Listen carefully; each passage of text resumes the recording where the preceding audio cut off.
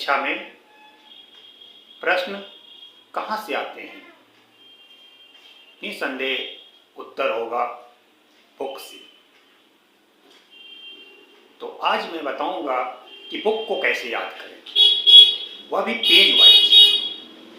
1000 page की book page wise कैसे याद करें, इसके बारे में मैं एक बुक के बारे में बताऊंगा जो विपुल शर्मा द्वारा लिखी हुई है, जो टीम 360 के डायरेक्टर्स हैं। और इस बुक को मैंने खरीदा और इस बुक को जब मैंने पढ़ा तो मैंने पाया कि इस बुक को पढ़कर किसी भी सब्जेक्ट को पेज वाइज याद किया जा सकता है।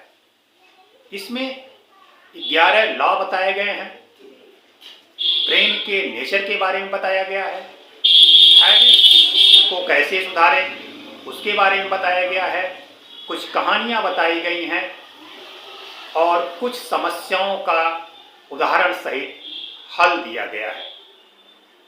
और किसी भी कंटेंट को पेज वाइज कैसे याद करें, इसके बारे में step by step simple language में लिखा गया है। इसको कोई भी पढ़कर अपने कंटेंट को पेज वाइज याद कर सकता है। इसमें 11 लॉ इतना अच्छे तरीके से समझाए गए हैं, जो ब्रेन का नेचर है उसी के आधार पर आपके कंटेंट को याद करवाने की कोशिश की गई है। इसमें कहानी के माध्यम से यह सिखाया गया है कि कैसे हम किसी पेज को याद करें।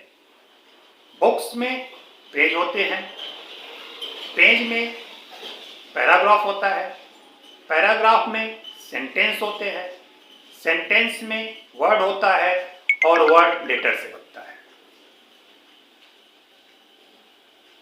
तो किसी भी स्कूल, कॉलेज, यूनिवर्सिटी या कंपटीशन की परीक्षा में जो प्रश्न पूछे जाते हैं वह बुक से पूछे जाते हैं। बुक कमबख्त याद ही नहीं होता, याद भी कर लेते हैं रट रट कर तो भूल जाता है, या एग्जाम हॉल में समय पर याद नहीं आता, रिकॉलिंग नहीं हो पाता। तो इसमें रिकॉलिंग कैसे करें, मेमोरी क्या है, मेमोरी के प्रकार क्या हैं, मेमोरी कितने प्रकार के होते हैं, हमारे ब्रेन का नेचर क्या है, हमारा ब्रेन कैसे काम करता है,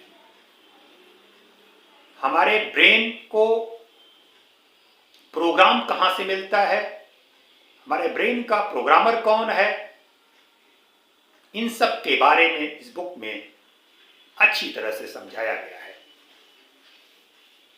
अपने ब्रेन से अपनी इच्छानुसार कार्य कैसे करें, इसके बारे में इस बुक में अच्छी तरह से समझाया गया है। इसलिए आप इस बुक को बाय करके अपने सिलेबस की बुक को पेज वाइज याद कर सकते हैं और लंबे समय तक याद रख सकते हैं। और किसी भी कंपटीशन की परीक्षा में या स्कूल की परीक्षा में या कॉलेज की परीक्षा में या यूनिवर्सिटी की परीक्षा में आप अच्छे अंक प्राप्त कर सकते हैं।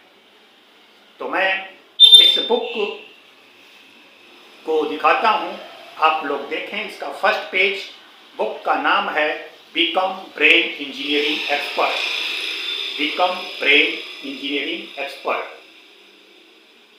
विपुल शर्मा जी इसको लिखे हैं। आपको बैक साइड में देखेंगे तो ऑथर का फोटो है और सहयोगी ऑथर्स हैं, उनके फोटो हैं। और मैं अंदर से चैप्टर का नाम बता देता हूं। कुल 233 पेज की बुक है। वेस्ट बाइंडिंग है और इसमें कुल 17 चैप्टर हैं। 17 चैप्टर हैं। सूची के बारे में भी मैं बता देता हूं। पहला है विषय सूची, दूसरा है प्रस्तावना, तीसरा टॉपिक है पाठकों से विशेष आग्रह, ब्रेन इंजीनियरिंग, डीएमआईटी व पीनियल ग्लैंड के प्रोग्राम की आवश्यकता क्यों है। शुरू में लिखा हुआ है। इसके बाद अब चैप्टर शुरू होता है। पेज 1 to 10 अ, ब और स करके लिखा हुआ है। उसके बाद परिशिष्ट 1 में मेमोरी क्या है, याददाश्त कमजोर होने के कारण क्या है, राहुल की रुचि का विषय न होने के चलते उसकी याददाश्त का कमजोर होना एक कहानी के माध्यम से समझाया गया है। बढ़ती उम्र में छोटी छोटी बातों का बुरा लगना, लर्निंग पैटर्न बदल जाने के चलते साहिल की याददाश्त पर पड़ा बुरा असर, ये भी कहानी के माध्यम से समझाया हुआ है। रिफरल डाटा क्या होता है, वीडियो फॉर्मेट, पिक्चर फॉर्मेट और नंबर्स 7वें चैप्टर में यह बताया गया है और 8वें चैप्टर में मेमोरी के प्रकार के बारे में बताया गया है। 9वें चैप्टर में लॉ ऑफ मेमोरी और 10वें चैप्टर में बताया गया है प्रोसेस ऑफ मेमोरी।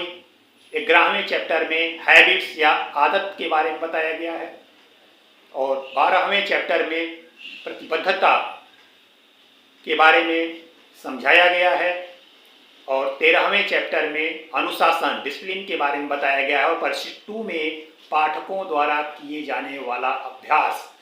आपको अभ्यास करने के लिए कुछ पेज छोड़ दिए गए हैं। जो आपने सीखा उसकी समरी आप उस पेज पर लिख सकते हैं। उसके बाद परिशिष्ट 3 में जांच टेस्ट है और परिशिष्ट 4 चैप्टर 16 फोटो गैलरी, इसमें जो भी वर्कशॉप किया गया है उनके फोटो दिए गए हैं और लास्ट परिशिष्ट 17वां चैप्टर में फीडबैक का एक फॉर्म दिया गया है। इस बुक को पढ़ने से आपको क्या फ़ायदा हुआ उसके बारे में फीडबैक लिखकर आप टीम 360 के एड्रेस पर भेज सकते हैं, जो कि इस बुक के बैक साइड में और अंदर लिखा हुआ है। इस तरह इस बुक को आप बाई करें और अच्छी तरह से अध्ययन करके इसमें बताए हुए नियम, मेथड्स के आधार पर किसी भी बुक को पेज वाइज आप याद कर सकते हैं। धन्यवाद, नमस्कार।